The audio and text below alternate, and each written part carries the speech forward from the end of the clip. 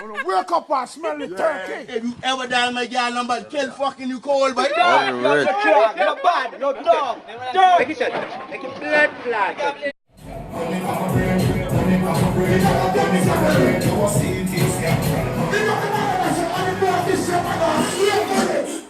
Welcome to Off Topic, is your host here. Thank you.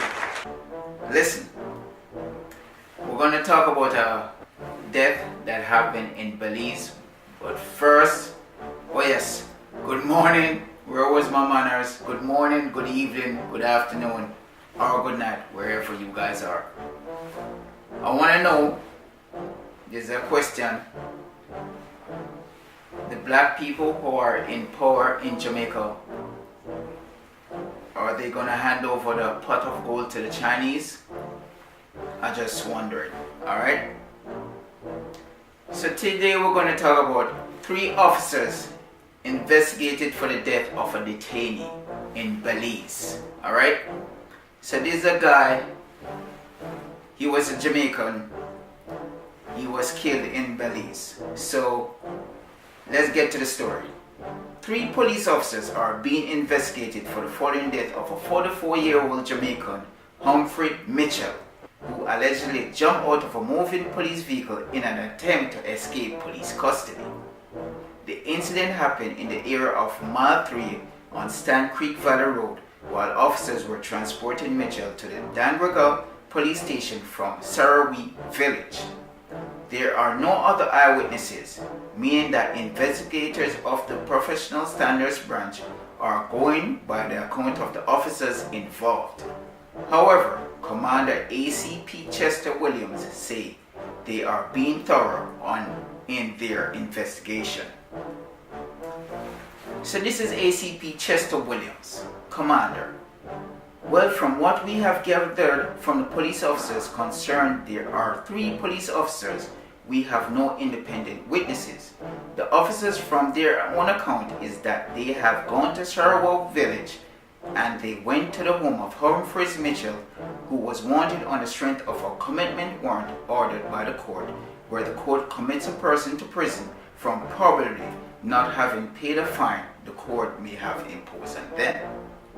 The officers are saying that on their way to Dangraga town from Sarawak, reaching the curve at Mile 3 on Hummingbird Highway, the individual jumped out of a police vehicle with a view to escape, but when he did so, he didn't clear the pan of the vehicle properly, and that caused him to fall on the street, which resulted in him receiving head and body injuries. He was rushed to the Southern Regional Hospital where he later succumbed to his injuries. We are investigating the matter, and as I said, at this time we have not encountered anyone to refute the account as given by the police, but we are looking to see whether or not there is any administrative issue where the police could have done to avert this incident from occurring, and from what we are seeing, yes, there are some administrative issues that the officers will have to deal with. One, we are questioning why is that the individual was not placed in the back of the police vehicle with the police officers when in fact there are only 3 of them in the vehicle. There are sufficient space in the back of the vehicle where the individual could have sat between 2 officers, and that again could have prevented him from trying to escape. Secondly, the issue as it pertains the camera inside the vehicle. As you know, the teams are equipped with cameras that point forward and one point to the rear, and the camera was disconnected at the time.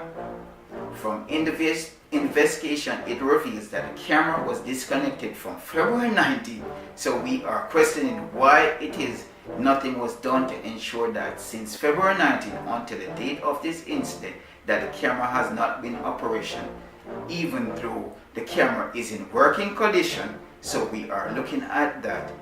We have standing operating procedures when it comes to operating our vehicles. That the driver of the vehicle, upon taking over a vehicle, must do proper investigation of the vehicle to ensure that the vehicle is proper working condition and those things that are attached to the vehicle are in place. In this case, The driver had a responsibility to ensure the camera was plugged in and in working condition. We did not do that, and so we will face the music where that is concerned. Likewise, the supervisor, the corporal who was with him at the time. So we want to know if Mr. Humphreys was handcuffed. From all indications, he was not handcuffed, and have also viewed the body at the hospital morgue and have seen any signs to suggest that there were any handcuffs on him at the time. Well, I can see only from my examination of the body. I'm not seeing any injuries to suggest that he had any bruises from any beating, but the question will be answered fully by the pathologist when the post-mortem is conducted. So, the 3 police officers, 2 men and a woman, remain on active duty. Right. So the question is, was Mr. Humphreys pushed from the vehicle? Because this is very fishy to me, because Mr. Humphreys came with them very willingly. He was not placing no handcuffs, so you know that he was never violent. So he came with them willingly. So if the police officers came at his house to arrest him, wouldn't he try to run then? But why would he try to escape while the vehicle was in transport? This doesn't make no sense to me. These are questions need to be answered. Maybe he was pushed from the vehicle. This is just all alleged that I'm saying. Maybe he was pushed from the vehicle. Maybe he got into an argument with a police officer who was sitting in the back with him in the open air, which is a cab. Maybe they got into an argument and the police know that the camera is not working, so he just pushed Mr. Humphreys off. That is just what I'm thinking. But anyways, I don't think there is nothing gonna come out of this because there is no other eyewitnesses, as they said before. Only statements of the police, and that's what we have to go with. But anyways, again, will the black people who are in power gonna hand over the pot of gold to the Chinese in Jamaica? I would like to know that. These are the questions people are asking in America right now. Okay, so this is Dwayne off topic. Like, subscribe, share. Like, subscribe, share. Good day. Wake up and Hey, smell you ever dial my it. girl number 12 fucking you cold, boy? Dog, you're bad, you're dog. Red flag.